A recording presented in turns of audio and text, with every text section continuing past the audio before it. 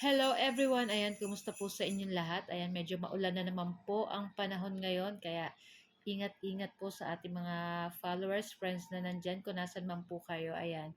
So for today's video ay tara at samahan niyo po ako magluto nitong ating napakasarap na ulam. Walang iba kundi itong ating pork sinang Thomas. Ayan.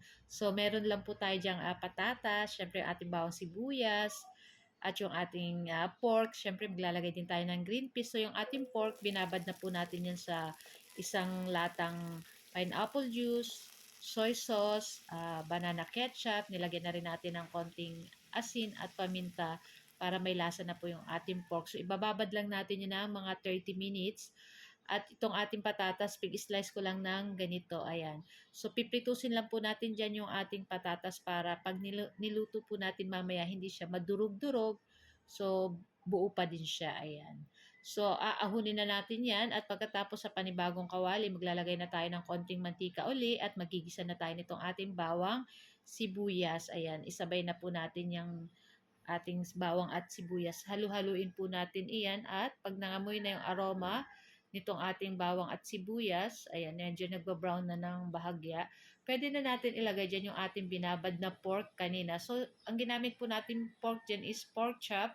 Pig slice lang po natin ng medyo pahaba-haba ng katulad ng ganyan. So, napakasarap po ng ganitong ulam. Kaya kung hindi nyo pa po natatry, nako, itry nyo na po at talagang magugustuhan ng inyong mga anak. Siyempre, hindi lang ng mga anak nating lahat, kahit matatanda, magugustuhan po yung ganitong ulam. Siyempre, nag-aagaw yung tamis alat nitong ating napakasarap na ano. Siyempre, maglalagay din po tayo dyan ng cheese mamaya para mas masarap. So, ayan na nga. At niluto lang natin dyan yung ating pork na mga ilang minuto. Ayan, pagkatapos, pag malambot na yung ating pork, ayan, ilalagay na natin dyan yung ating pinirito kaninang patatas at yung ating green peas.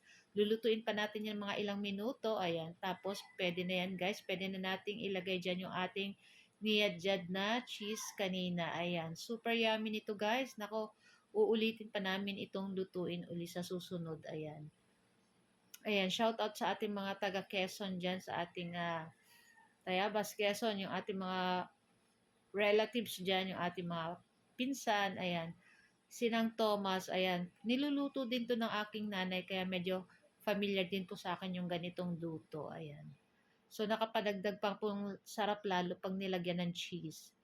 So guys, ito lang po ang aming video today. Ayan, at papatayin na rin natin yung apoy at ita-transfer na natin yan sa ating plato. At excited na po yung aking bunsong anak na tikman itong ating napakasarap na ulam ngayong araw. Siyempre, pag Sunday po, ayan, ay dapat medyo masarap po yung ating ulam. Ayan, napuyat lang po ako ng ano kasi guys, madaling araw na kami nakauwi galing sa aming tugtugan.